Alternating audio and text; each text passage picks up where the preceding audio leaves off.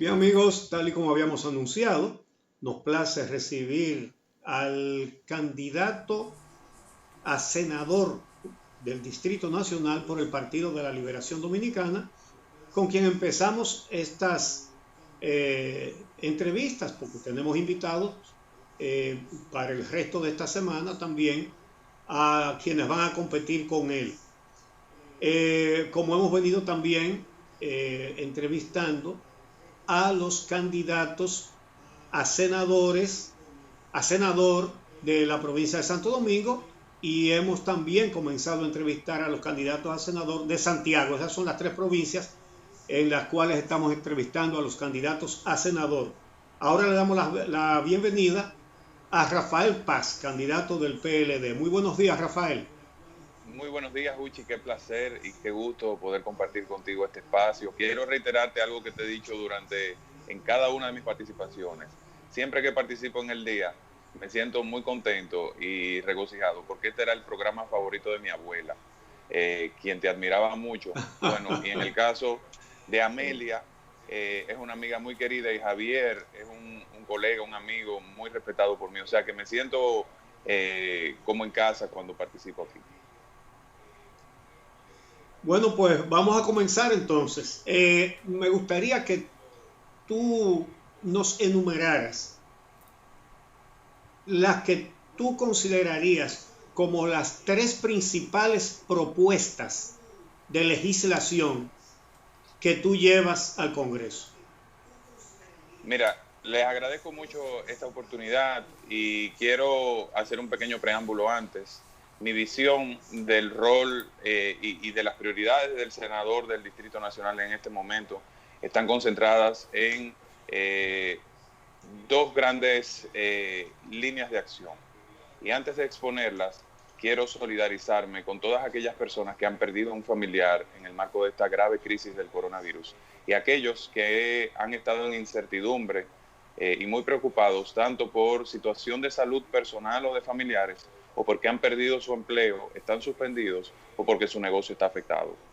En el caso de las principales propuestas como candidato a senador del Distrito Nacional, la primera es un proyecto de ley de primer empleo para fomentar la educación dual y dar a los jóvenes la experiencia que le permitan insertarse en el mercado laboral. Tenemos una situación difícil con el primer empleo en la República Dominicana, que se agrava ahora con la crisis del coronavirus.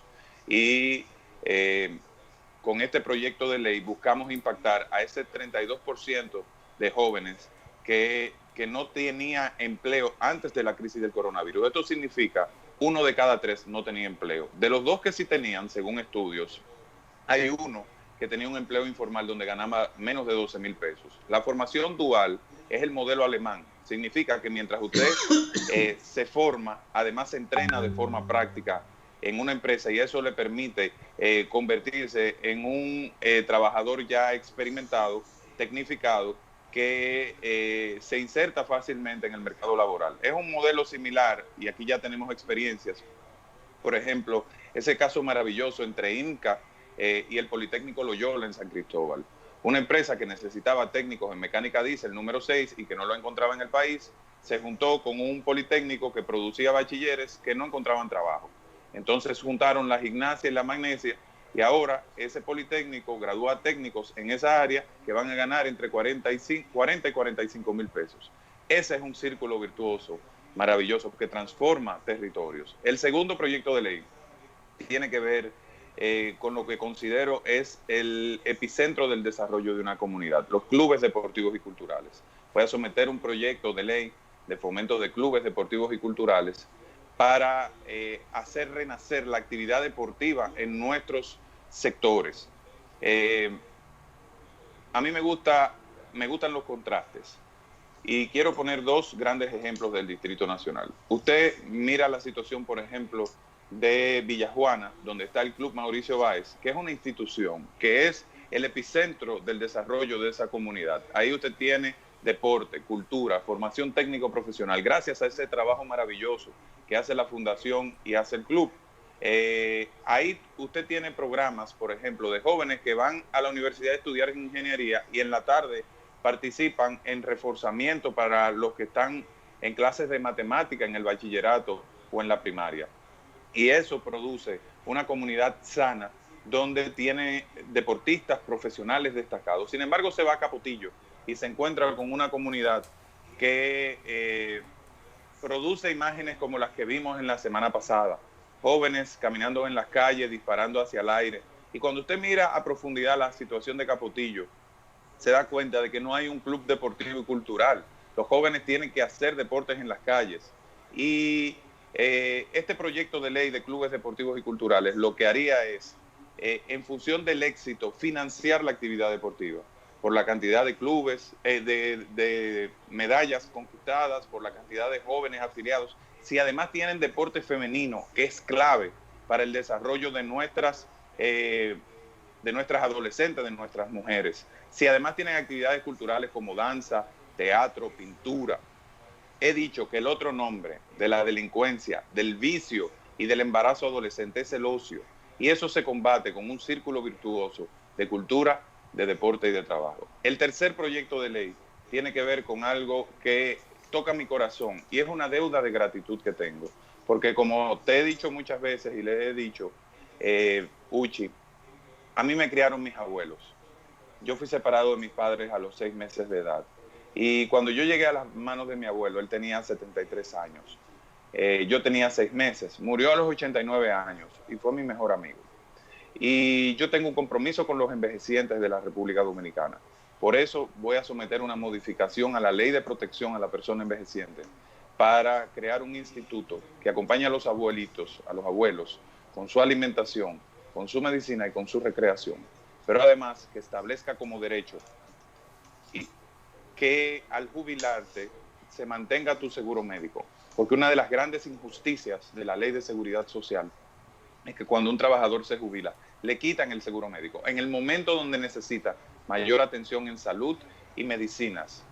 Eso tiene que ser revertido. Yo aspiro a una sociedad donde envejecer no sea una desgracia, sino que sea un privilegio, que sea digno. Y para eso tenemos que establecer un buen régimen de protección a las personas de la tercera edad. Incluso con un buen sistema de descuento como existen en otros países, en ciertos servicios públicos. Yo estoy convencido de que el país ha construido el bienestar suficiente. Obviamente estamos ahora mismo en el marco de una crisis para dar dignidad a sus envejecientes.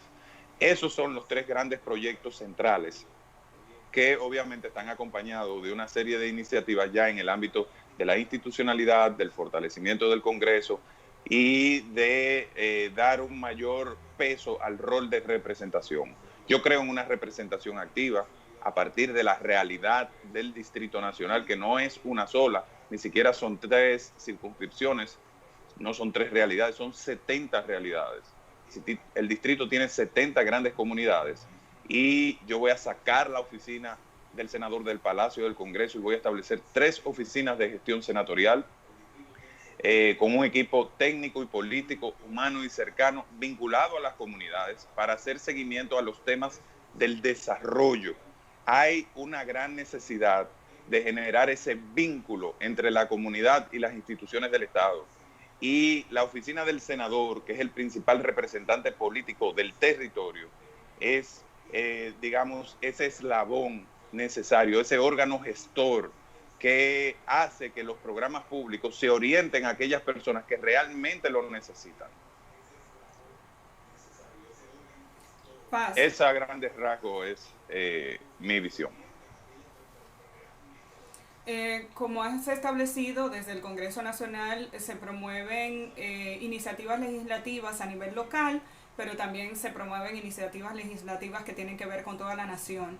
Una de las tareas pendientes que tiene la República Dominicana es la aprobación del Código Penal, y esa aprobación está pendiente debido a que, aunque el Poder Ejecutivo promueve que se inserte la excepción de permitir la interrupción del embarazo bajo las 3 causales ya muy bien conocidas, en el Congreso Nacional el proyecto sigue estancado. Quisiera saber cuál es tu visión con relación al tema de las 3 causales y la aprobación del Código Penal. ¿Cuál sería la posición como legislador? Bueno, mi posición ya es plenamente conocida y yo he dicho que Y quiero aprovechar para poner un paréntesis. Uchi, yo estoy convencido que uno de los problemas que tiene la manera en cómo se discuten las leyes en la República Dominicana es que queremos hacer a veces un ejercicio de arquitectura general legislativa. Es decir, en vez de tomar artículos determinados de leyes que tienen que ser actualizadas, que nos permitirían ir en reformas parciales de manera ágil, queremos hacer grandes ejercicios de codificación para sacar grandes leyes. ¿Cuál es el impacto que tiene esto? Que entonces iniciamos en la discusión de un gran código que tarda 20 años en ser conocido por una Cámara. Y en promedio, las leyes más importantes toman un promedio de 10 años en ser aprobadas. Porque estas grandes codificaciones tocan muchos aspectos de la vida nacional y tocan distintas esferas. Entonces, ¿qué sucede? Una sola cosa te traba una legislación o muchas legislaciones importantes. Yo he dicho que nosotros necesitamos establecer en República Dominicana el cúmulo de penas, que tenemos que establecer la autoría intelectual, que tenemos que establecer delitos como la conspiración, como la coalición, entre otras. Y todas esas figuras están trabadas porque decidimos iniciar una gran discusión de un proyecto de Código Penal. Si se hubieran introducido modificaciones parciales, ya hubiéramos avanzado en ese sentido. Con relación al tema de la protección de la vida, yo he dicho que me ajusto a la posición de defensa de la vida desde la concepción hasta la muerte, y que cualquier tipo de excepción tiene que ser considerada a partir de los protocolos médicos, pero que en la legislación dominicana establecer de manera, digamos, como categoría absoluta 3 causales no forma parte de nuestra visión. Cuando se refiere a los protocolos médicos, ¿a qué se refiere? Bueno, hay casos particulares donde el médico tiene que tomar decisiones que lo eximen de cierta responsabilidad, y ese caso se determina caso por caso y lo determinan los médicos. Pero establecer categorías excepcionales absolutas, como normalmente se refiere a las 3 causales, yo no estoy de acuerdo con eso, y he dicho que debemos mantener una protección completa de lo que es el derecho a la vida desde la concepción. Mi posición es pública, todos lo conocen. Yo soy completamente, como dirían, pro-life, pro-vida. Entre las 3 prioridades que señalaste a mi primera pregunta, que fue los proyectos prioritarios para ti, las propuestas prioritarias, mencionaste el empleo, deporte, cultura, trabajo, protección de los envejecientes. Hay una preocupación fundamental que tiene que resolverse en la sociedad dominicana, y que uno de los escenarios, obviamente, donde deben producirse las soluciones, es el tema de la independencia de la justicia. ¿No tienes ninguna inquietud en ese sentido? Sí, Uchi, hay de hecho una serie de propuestas particulares, y quiero aprovechar para un poco explicar. Desde mi perspectiva, lo más importante es las conquistas sociales de la gente, ¿verdad? Lograr que la gente tenga más derechos, que podamos resolver problemas sociales transversales. Y por eso, al tú preguntarme sobre mis 3 principales propuestas legislativas, se concentran en aspectos que tienen que ver con la gente. Yo formo parte de una nueva generación que viene a transformar la cultura política de la República Dominicana. Y mi propósito esencial como ciudadano, como político en esta ocasión, y como dominicano, que es la condición que está por encima de cualquier otra, es dejar atrás esa vieja política donde simplemente nos concentramos en contradicciones de tipo institucional, de tipo partidario. Yo creo que hay un gran campo donde los dominicanos podemos trabajar juntos para darle mejor calidad de vida y más derechos a nuestra gente. Hay reformas institucionales también que son claves para lograr ese objetivo. Ustedes hablaban antes de la pausa de uno de mis temas de mayor, digamos, enfoque, pasión, y a los que le he dedicado más tiempo, o le dediqué más tiempo como profesional, del rol de fiscalización del Congreso, por ejemplo. Y aprovecho tu pregunta sobre la justicia para hacerlo de forma combinada, la respuesta. En torno al tema de fiscalización, yo tengo 3 propuestas fundamentales. A mí me tocó ser el redactor de un proyecto de ley que es orgánico, porque es un mandato directo de la Constitución y que no ha sido aprobado en los 10 años de vigencia de esta Constitución. Se llama la Ley de Fiscalización y Control, que es la que establece los trámites y procedimientos para concretar esa función de fiscalización y control que tiene el Congreso, que organiza las visitas a las comisiones, los debates de las comisiones de investigación, los trámites de interpelación y todo lo relativo a juicio político, entre otras cosas. Esa ley, que es la que organiza todo el sistema, tiene que ser aprobada y es una prioridad dentro de nuestra agenda legislativa. En adición a eso, el Congreso necesita órganos... Sí, en relación con eso, tú estás siendo postulado por un partido cuya conducta legislativa es diametralmente opuesta a lo que tú estás planteando. No creo que necesitemos perder tiempo citándote casos, ¿verdad? Es decir, bueno, si tu partido tiene éxito y logra otra vez la mayoría del Senado, la verdad es que yo no veo cómo promover lo que tú estás diciendo. Control del Congreso al gobierno. Mira, yo creo que en ese tema, y a veces las aspiraciones ciudadanas van un poco más adelante de lo que pueden ir las instituciones de un país en función de su cultura política. Nosotros venimos de un régimen eminentemente presidencialista en la República Dominicana. Pero poco a poco, en la medida en que las instituciones se van fortaleciendo, los órganos que están fuera del Ejecutivo van ganando preeminencia política. Esta mayoría de mi partido fue la que estableció la Constitución de la República, que le da poderes de fiscalización al Congreso que no tenía. Pero eso se va desarrollando en la medida en que se va generando una cultura de respeto y se evita politizar en extremo algunos mecanismos que provee la Constitución, porque ahí siempre se va a dar la lucha política. Ahora, ¿qué yo estoy planteando? Vamos a establecer las reglas claras para que cuando corresponda y hayan casos de justicia, por ejemplo, la mayoría de mi partido fue la que juzgó una Cámara de Cuentas y la destituyó. Digo, renunciaron la mayoría y nada más destituyó uno de los miembros. Pero el precedente de juicio político en un órgano constitucional fue la mayoría del Partido de la Liberación Dominicana. Entonces, lo que hay pero es el mismo partido que Rafael, es el mismo partido que estructura la Cámara de Cuentas con cuadros políticos suyos.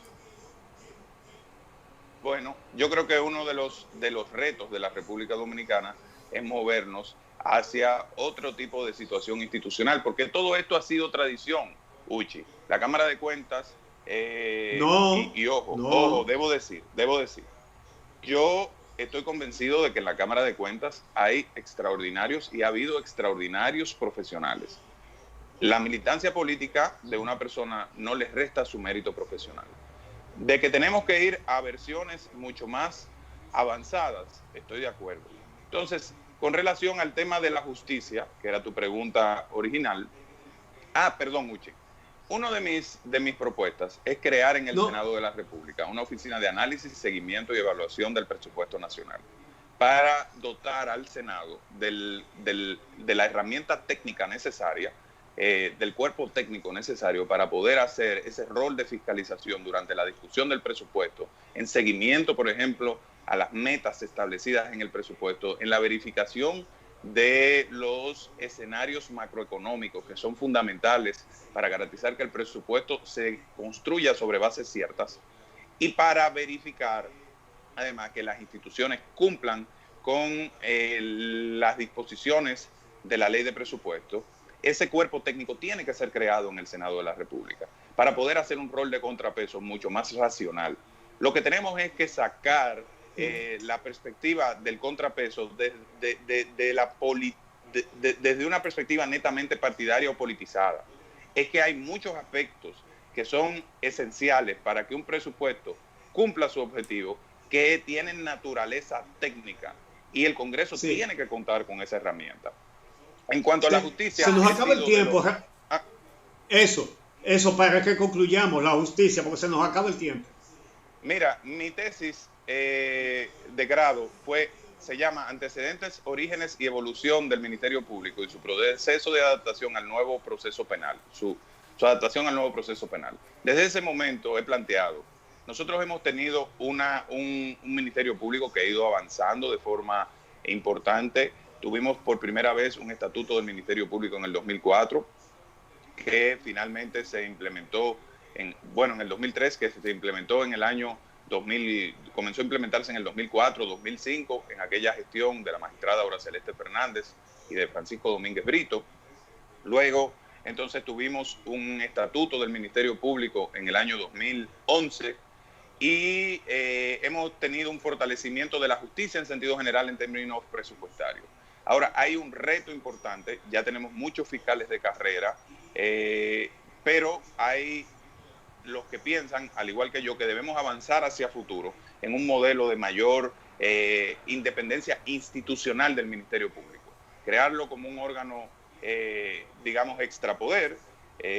Yo creo que el presidente tiene que tener la potestad de señalar quién va a ser el Procurador General de la República, pero yo soy de los que creo desde mi tesis, y debo remitirme a lo que era mi posición en ese momento, que es el ideal desde mi perspectiva, a un proceso de verificación y de ratificación por un órgano colegiado. Y en este caso, ese órgano perfectamente pudiera ser el Consejo Nacional de la Magistratura, que valide la designación por un tiempo determinado, posiblemente de 4 años o de 6 años, de un Procurador General de la República, de forma tal que combinando este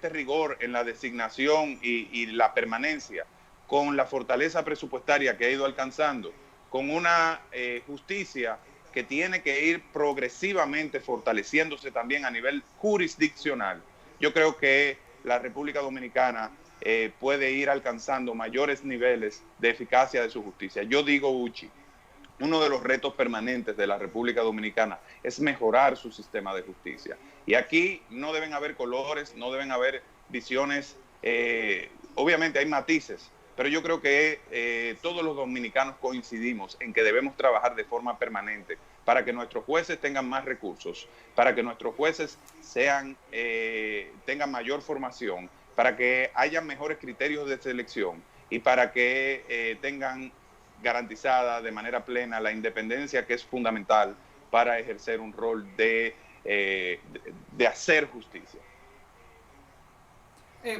Uchi, bien, pues si muchísimas gracias. Yo quisiera hacer, Uchi, si me permite, yo quisiera pedirle a Paz que lo más breve que pueda, porque nos pidieron la pausa ya, pero tengo una inquietud que tiene que ver con los trabajadores, ya que le he hablado mucho del empleo. Como directivo, alto ejecutivo del CONEP, Paz estuvo al frente de la propuesta del empresariado de modificación del Código Laboral.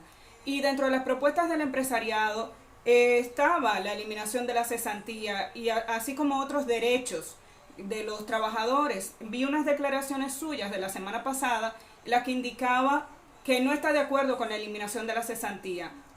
¿Por qué confiar en las palabras de Rafael Paz ahora y no creer que tal vez al llegar al Congreso represente nuevamente los intereses del empresariado? Bueno, Amelia, te agradezco la pregunta. La razón es sencilla. Mira, yo soy un hombre, y todo el que me conoce lo sabe, que cuando digo que una cosa es verde, y cuando digo que es azul, es azul. Si yo me comprometo con una visión, me comprometo.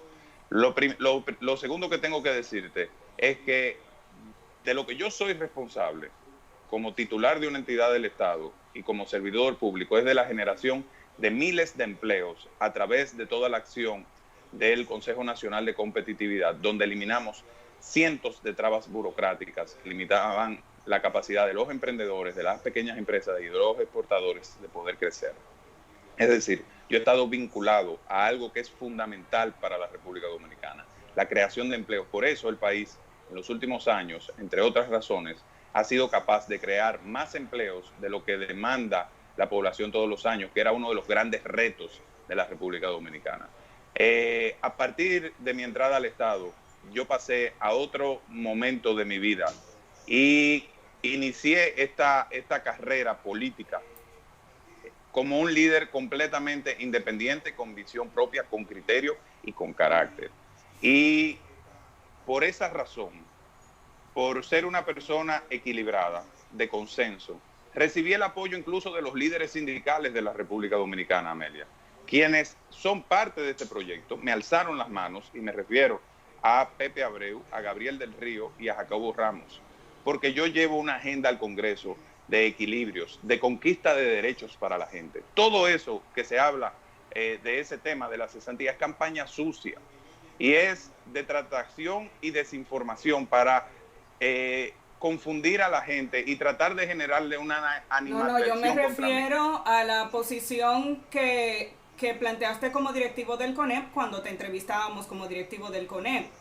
O sea, bueno, a nosotros es que mismos. Entonces, esa era la posición de la institución, de un sector que estaba en negociación con otro sector en un diálogo tripartito.